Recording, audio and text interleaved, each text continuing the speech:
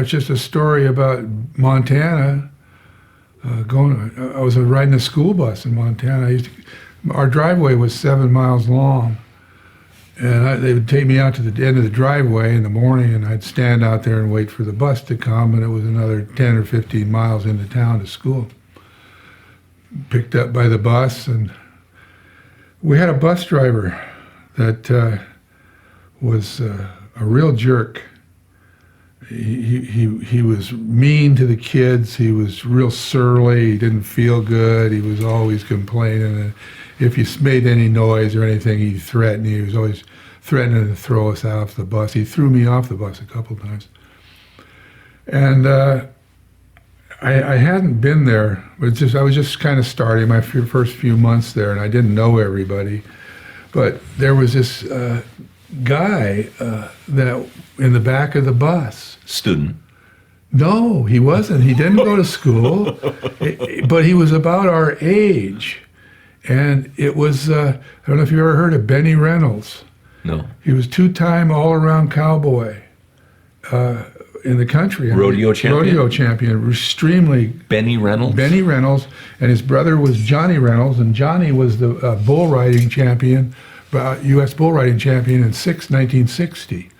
And this was in the 50s. So neither one, they were just starting, both of them, starting the rodeo.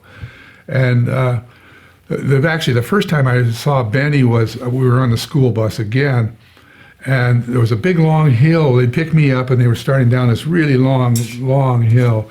And I get on the bus and I'm sitting down, and one of the kids in the bus hollers, "Here he comes."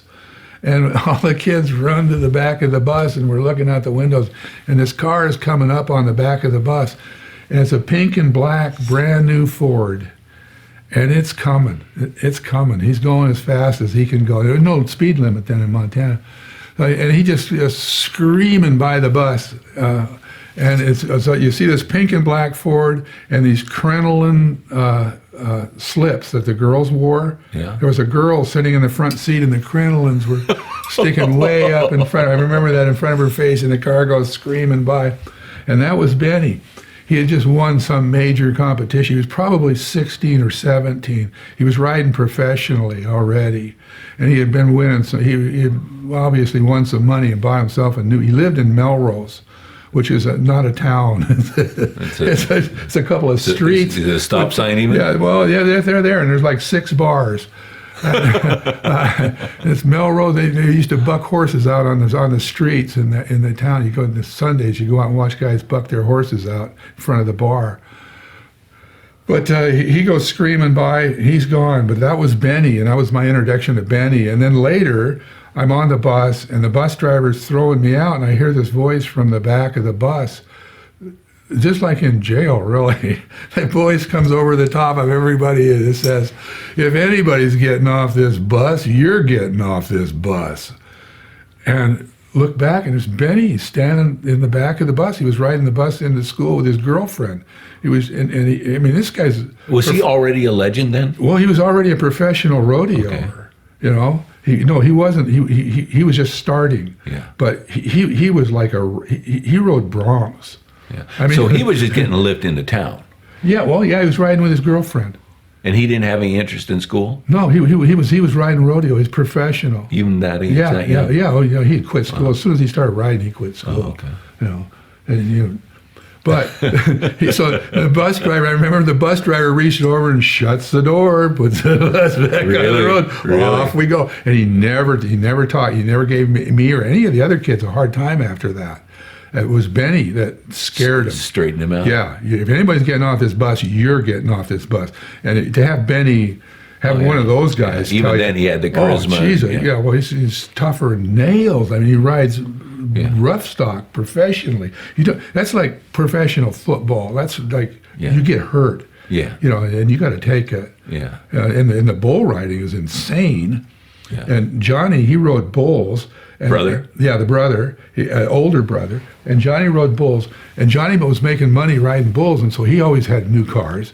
And he liked new Pontiacs, and you could get tri-power Pontiacs. And there was a tri-power was just coming out. 3 carbs. Yeah.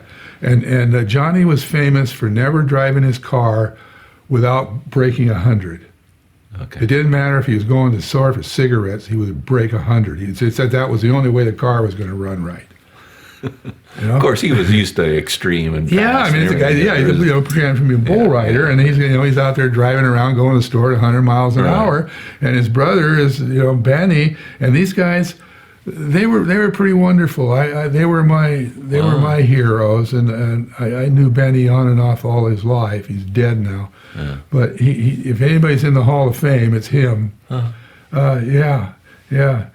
That's cool. Yeah. Just so many characters came through those places. Got great names. Monk Szymanski. That's a great name. I think I mean Monk Szymanski. Monk? Szymanski. The last guy I got in a fight with. Really? Yeah. And what did your age, a student, Monk Szymanski, lived in town, lived in the... Well, no, he came from Anaconda, which gave him a reputation. Oh, well, Anaconda was the He's- toughest place in the country, probably. We knew he was in town. He was from Anaconda. Oh. I was probably 28, 29. Oh, okay. Yeah, I shouldn't be doing this. It was like my last fight. So, Well, also, didn't you... it was one of my last drunks too. Yeah, that's what I was going to say. Towards Because the end of my drinking. Yeah. And the somehow the drinking and the fighting. Yeah, I get in a fight with Monk Szymanski. We just beat the crap out of each other. I slept in this motel that night. I had my wife and my son with me. We were there for the rodeo, and everybody's partying. Everybody's having a great time. I end up having this happen, and the next morning I'm kind of sitting on the edge of the bed, trying to get myself together, and my face was all bruised, and he had tried to gouge one of my eyes out, and I had scratches and all that stuff. I had pulled his hair out, and I was sitting on the edge of the bed, and I had vomited the metal stands, the nightstands, the metal ones. Yeah. I had vomited into the drawer of that metal nightstand. That's a nice touch. Yeah. Well, the Gideon Bible was kind of floating in it. It was kind of circulating. I remember just watching this thing, and you think, you're trying to get motivated. There's got to be a message in there somewhere. Well, right? and my son, Pat, the oldest one, he's 8, 9 years old. He's got the cowboy outfit on. He's got everything. We're going to the rodeo. He comes up and he's looking at me and he says, "Some party, huh, Dad?" I'll never forget that. "Some party, huh, Dad?" And I'm just trying to keep the bed on the floor. Right. Oh, I don't want to throw up in front of everybody. But Gideon's already floating, so where do you go from there? We've done that one. Yeah. Monk Szymanski. And later, one of my buddies who also was into this brawl and who ended up getting really hurt. Monk jumped up and down on his head to the point that his ears disappeared. His head swelled up so bad his ears disappeared. The next day, Bruce has got no ears. Did he ever come back? Szymanski? No, the ears. Oh, yeah, brother. Okay. I talk to him every once in a while. He's like one of my touchstones in life.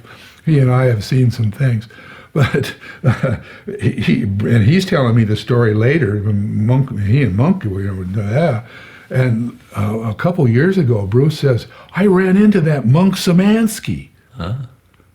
Really? Yeah. He says the first thing he asked me, he says, "Who was that son of a bitch?" And he's talking about you. Yeah. Who was that son of a bitch? Because the Monk man had made the mistake of leering at my wife while he lit her cigarette. Yeah. Well, that's fight stuff in the club stuff. bar, especially in in the Dillon, bar, Montana. especially after And it wasn't a couple. even me. I mean, it was my buddy my buddy took him on for doing it. Bruce. Oh, I see. He's the guy that got hurt. Monk shoved him down in between the foot rail and the bar, and then just kicked the Jesus out of his head. After it had been shoved through that space that it didn't fit in. And so when I came, and the word comes down the street of what's happening, and I come up to the bar, and I'm going, so I just charge in and I jump on Monk. Well, I didn't actually jump on Monk, but all of a sudden the crowd clears out, and there's this space in the crowd, and here comes this guy, and he's got my wife on his back. Oh, And she's got a hold of his hand. She's punching. She's laying into the back and she's hollering, I got him, here he is. You know, like she delivered me, Monk Man. And then we're just in this brawl, and his friends are, you know, oh God, it was awful. It was just awful. And finally we get drug apart and never to see each other again, luckily. And it was shortly after that I stopped drinking. Yeah. It was shortly after that. It wasn't right after that, but it was some time. That was part of some party, huh, Dad? Yeah, wow. This is some party. Monk Man. But I'm glad he remembered me. It always, you hate to think everything was a waste. Yeah. Well, you like to think that he thought of you as a worthy opponent. Yeah, right. I remember that guy. Yeah.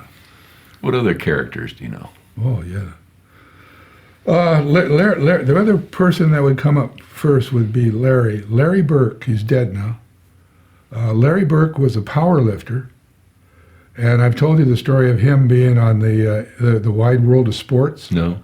The entrance to that TV program, the Wide World of Sports, they would have the ecstasy of victory and the agony. Is that the one where the guy goes off the ski lift off that thing? Yeah, and that's the agony of defeat. Yeah. That's one of them. There were several agonies of defeat. Right. One was a weightlifter, a power lifter, pulling up a huge amount of weight, getting it up and not being able to lock it out, but not letting it go. He just staggers just in around. Between. Yeah, he can't get it up and he can't let it go. And he just staggers and finally he falls over backwards off of the stage. That was Larry. Oh, what? Yeah. And where was he? Was he in Dillon too? No, he was in Larry was Canadian. I knew Larry from the river. Oh, okay. Larry and I learned to row boats together. Okay. And he was crazy. He was known as Crazy Larry. Do not follow. So we fit in pretty good together. We enjoyed each other, and he had been everywhere. He was when the Olympics were canceled. He had made the Olympic team, and when the U.S. canceled the Olympics, he lost his chance at the Olympics. He held world powerlifting records. He was the real deal. He's older than he wasn't powerlifting so much anymore, but. He was just this character who would.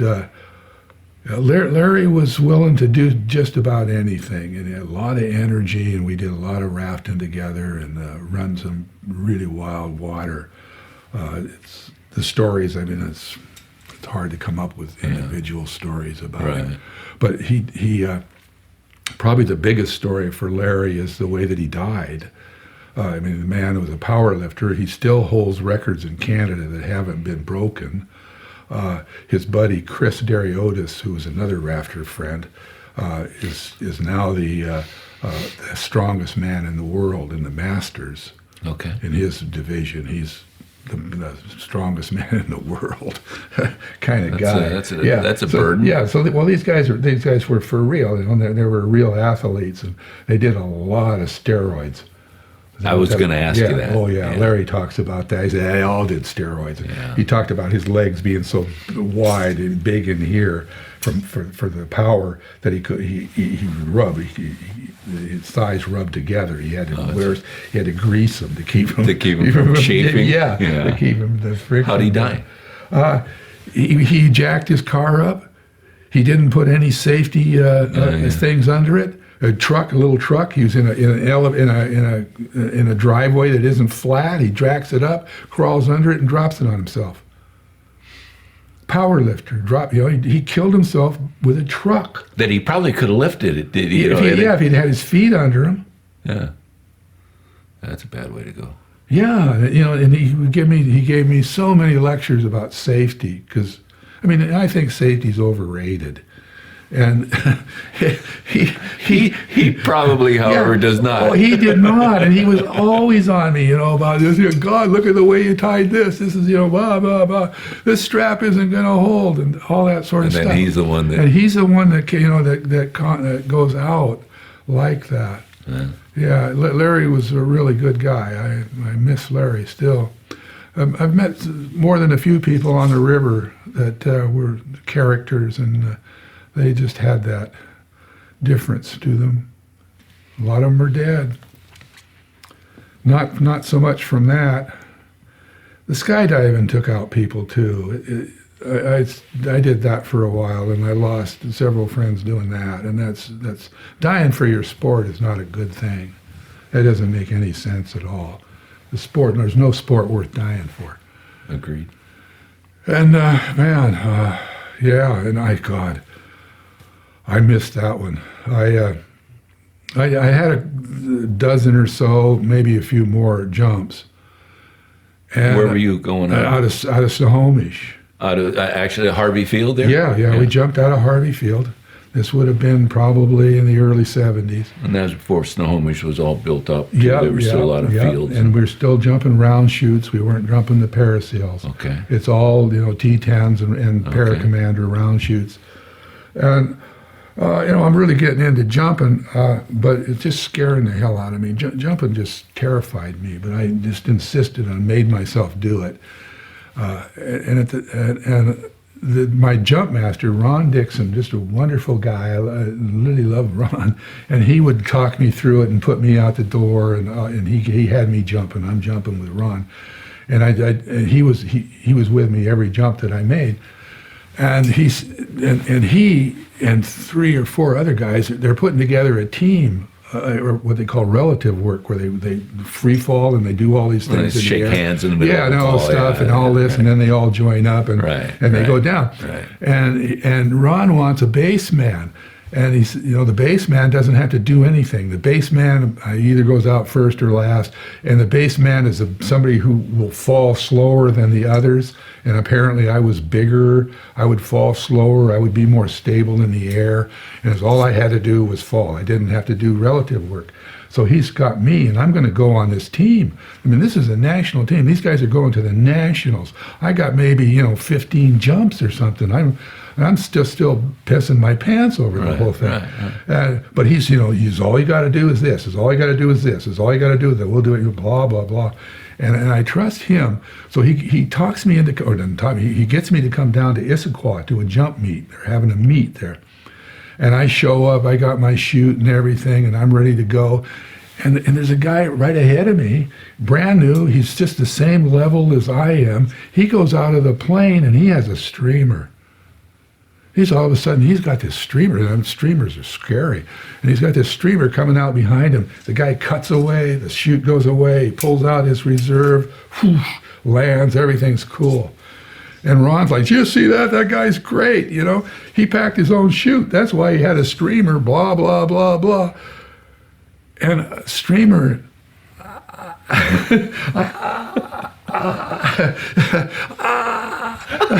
and I just basically, I can't, and I look at Ron and say, I have to use the head. And I got down on my hands and knees, and I basically crawled through the cars till I found my car, put my gear in it, slipped into my car, and drove away. Really? I never saw Ron again. You never saw the sky again, did you? No, I never dove again. I never went skydiving. I completely quit. When that happened, I quit. Is that right? I got on, like I said, on my hands. I crawled. So I misunderstand. The story keeps going. Well, but tell me about what is a streamer? I don't know what a streamer is. That's where your chute doesn't open. Oh, that's what. Yeah, that's a streamer. So your chute's not open. So then you got to go to the backup. Then you got to go to the backup. Yeah, you got to you can the shake backup's them a out. bad thing. Well, no, it's your reserve, but it's just another chute. Okay. But, okay. But you got to shake it out. All the time you're falling. Or you got to cut it loose. And if you're jumping from 2,500 feet, you don't have a lot of room, right? Okay. Which is what they're doing. Right there. This is at a meet, so they're not going out high. Okay. They're coming out low. They're doing accuracy. The guy's got a streamer. This thing is just just terrifying to cut away and to be in the air. And then you got to pull the chute out, and you got to get it to go, which is where a lot of the accidents happen, because that second chute hooks up on something on your body. Okay. Blah blah blah, and then you plow into the ground. So you tootle off in your car. You slunk away. I crawled. Yeah, okay. I mean, I turned into a complete coward. Okay. In front of that, and I got in my car and I made it out of there, and I went home. The next weekend, those guys went out to Issaquah. They got their team together. They went out to Issaquah, and they drove that plane into the ground, and Ron was killed. 2 others were killed, and the other people in the plane were really severely hurt. And where I would have been dead. That would have been you. That would have been me. Somebody took the, he got another base man, because I crawled out of there. I couldn't do it. I never jumped again. I haven't jumped again. Well, especially after that. Yeah. After the accident, Yeah, too. yeah, I mean, yeah. that was only like It was just that fast. proof that it was the right It was just choice, that right? fast. Yeah, and then my other friend, Nick, he died about a year later. He streamered in. He what? He streamered in. He had a streamer. He couldn't clear it, and he went into the ground. Straight on. Yeah, Nick. He's a young guy, and really a great guy. I just talked to somebody else about him a couple weeks ago. In fact, I ran into another guy, a guy we called Driver Vic. And Vic was a big-time jumper. He was and he's a father-in-law of a friend of mine. I saw him at a party, and Vic's probably 80 now. We talked about Nick and what had happened to him. He was there when it happened. Yeah, it's a dangerous sport. Dangerous sport, but it's so exhilarating. There's nothing like free fall. There's nothing like free fall. There's nothing like free fall. It is, it doesn't last long enough.